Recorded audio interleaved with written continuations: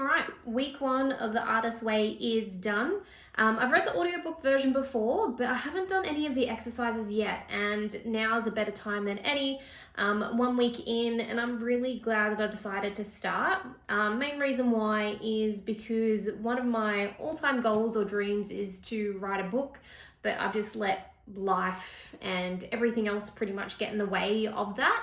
And it's something that I really need to focus on, and something that I really need to, I guess, just get over the hurdle, stop overthinking, and actually just do it, essentially. So buying a physical version of this book, I think, was the best thing, because listening to audiobook, I'm driving, I'm not 100% listening. So having this and actually going through and highlighting was a lot better the second time around.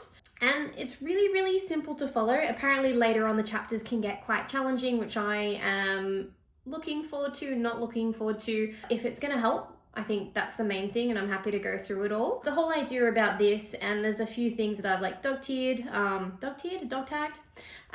just highlighted because I thought it was just a really good, just a really good way to, I guess, get a better idea about how others struggle with their creativity and everything. And a big thing as well that I found was I'm always telling myself, and it's actually in here, like, stop telling yourself it's too late. Like, I'm 36, like, my life is ticking away. Do I actually have time in my life to, write a book or things like that? But again, it's just remembering that I am capable and I can do it, and I just have to stop waiting, essentially. It's just going to give me some tools to be able to use and focus on. And they talk about, filling the well or stocking the pond, and I'm a big believer of like self-care, even if I don't do it the best of times, but it's just about filling your well or filling your cup and just doing things that nourish you, so then you can have a well, I guess, to pull from if you want to do something new or have a new idea that you want to expand on. Like, you can actually pull from somewhere because you've been nourishing that or filling that cup the whole entire time. So like with week one, I think a really interesting thing that I sort of liked about it, so obviously is, and they talk a lot about like creative blocks and stuff, but a thing that I really liked, and they call them like blurts. So, that negative voice that tells you you're not good enough, or like you can't write, or you can't spell, or you can't create a story, you don't have any ideas. It's about writing like affirmations that are opposite that. So it's almost like rewiring your brain and being like, well, if that negative thought happens, what's the opposite of it? And kind of just giving yourself those affirmations and that positive like reinforcements that you can do the things that you want to do and you are capable and everything as well. And it's just trying to get over those blocks and stuff. And that was one of the exercises with the morning pages that I thought was really interesting. So one of the main tasks was doing morning pages every day. So I set myself a book, which I've got here, to do morning pages. It says like 3 A4s, but I've decided to just have a smaller book, and I'll do 6 A5s essentially, which is a lot. I think it just kind of makes sense because I realized as I first started writing, I was just writing everything that was in my head, trying to get it out and things like that. And I realized towards like the last 2 pages, that's where I was like, I didn't have anything left. So then I was like, all right, where can I pull from? What can I write? And I found that exercise was pretty interesting. Same as just having those blurts and affirmations. So some of the ones that I wrote was, I'm not good enough. And then obviously do the opposite. But I thought it was a really, really interesting exercise just to not let those thoughts and stuff get to you anyway. But with the morning pages, I did 5 out of 7 days. So not the best, but still better than what I could have done, better than my normal journaling. Sometimes I've only been able to do 3 days a week or things like that. So being able to have like a target and actually trying to achieve that target was really good. So now I know for this coming week to set some earlier time, or even if I can't do in the morning, I'm going to do it in the afternoon. So those 2 days I missed, so I've got to refigure that out. The second one was take yourself on an artist date. I'll talk about that one in a little bit because I went on my artist date today, which is quite nice. The next task you have to do is time travel, and there's a few time travel ones in week one. So time travel old enemies. So you have to think of like 3 people back in whatever is like, maybe it could be primary school, high school, earlier on in life, that kind of, I guess, put a block or maybe just said something negative, or was just like that little bit of an influence that told you couldn't do something. For me, I had a career counselor in like year 9 or year 10, I think it was, and I really wanted to do advanced English later in high school, but she said that she said I pretty much wasn't smart enough, my grades weren't smart enough, and they call it having like a monster hall of fame. But the whole idea about that was I was actually doing like extracurricular, like English lessons.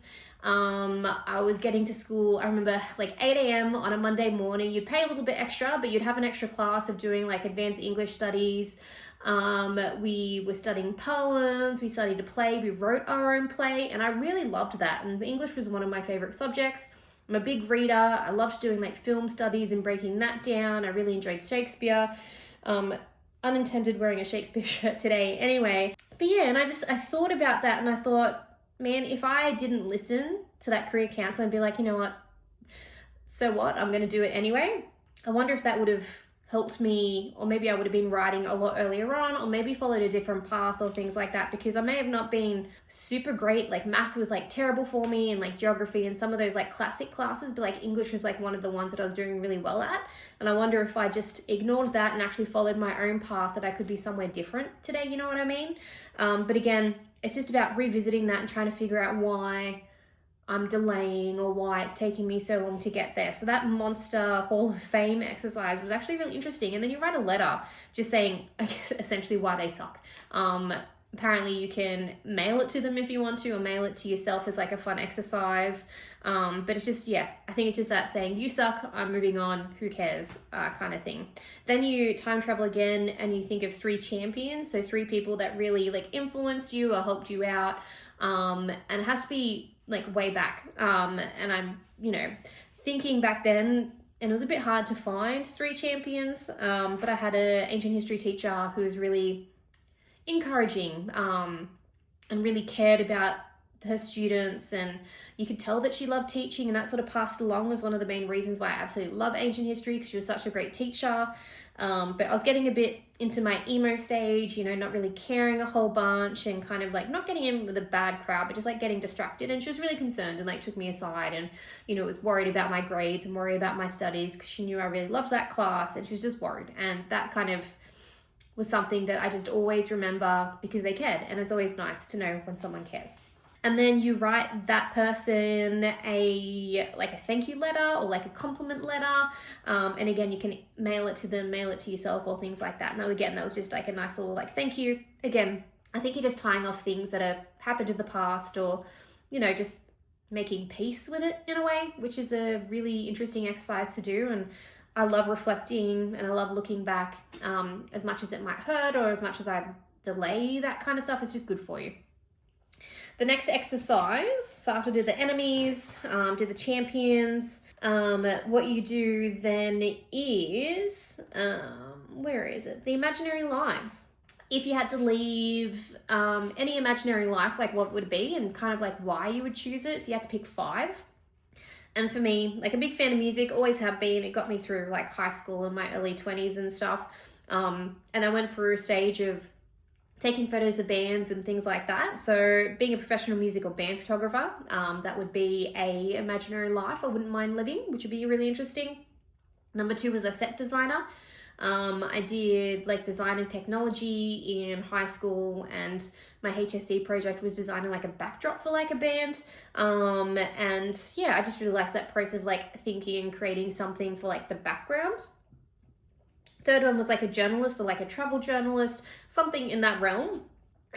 Just about writing, I think, was a big thing, and just documenting and sharing your story, and I think that would be a really, really interesting. And I wanted to study it in uni for a while, but my grades weren't great, and apparently I couldn't get into, a journalist school or anything like that. So yeah, I went and did design instead in uni. Number 4 is a songwriter. So when I used to listen to music or CDs, I used to take out the album cover, look at the lyrics and everything, and just thought about, I could do something like that, because I really enjoyed writing poetry when I was younger. Can't play an instrument and I can't sing, but it was just something that I always kind of liked doing. I used to, write a few songs back in high school, and yeah, it was just something I kind of enjoyed doing. It's like just writing poetry in a way. And number 5 is a cafe owner, bakery owner, bookshop owner, like all in one type thing, like a little cute independent sort of store. Yeah, I had a dream of doing that one time, and yeah, having like your own business is hard. But I had like this vision of having like this all in one sort of space of, having a little stage so people could, play music, or they could do like poetry slams and have like a tiny little like local art gallery. And yeah, it was just like this all in one like little local community space. I always thought that I could open one day. You never know, could happen. But yeah, that was my 5 imaginary lives that I thought up. And then you have a check-in as well, but part of the check-in is obviously going through like the artist date and stuff like that. So for the check-in, how many morning pages did I do? Already talked about that. So for the artist date, this week I chose to do just a few hours sitting in a cafe and writing. I can't remember the last time I sat in a cafe by myself and, had a drink, ordered a little bit of food, got out like my physical book and like started writing. And it took me a little bit to get into the momentum, because at first I started writing about, or just describing my surroundings, because I thought that would be a good way to kind of get it out of my head, because I was so focused on what was happening around me. There were these cute little puppies having puppuccinos, people taking photos of the dogs. There was this lovely like girl group behind me. And just chatting, and like you could tell they haven't seen each other in ages, and just like catching up. And I was just looking inside and seeing what they're doing. But it was a beautiful day, like the weather was really nice. So I sort of wrote about that, and I was like, what am I doing? And then I started writing a little bit more of a creative story. I didn't want to write something that I wrote before. I just wanted to think of something different. So I was just kind of thinking of like an idea and premises, and how the 2 main characters would meet and stuff like that, and sort of started writing off there. And then I'm really happy I kind of went into that rather than just continuing to, I guess, describe the surroundings. It was a better exercise and kind of got the momentum. And, the whole idea about the artist date is to do something that's completely solo, do something for yourself, do something that's selfish, do something that feeds your inner child, do something that's just by yourself, essentially. So not having, a crutch or like a person there as support and things like that. So just purely relying on yourself and your own skills and your own tools that you have in your tool belt, and just living life and being present. So that was a really nice exercise to do, because although I do like to write, I tend to be in this room on this computer,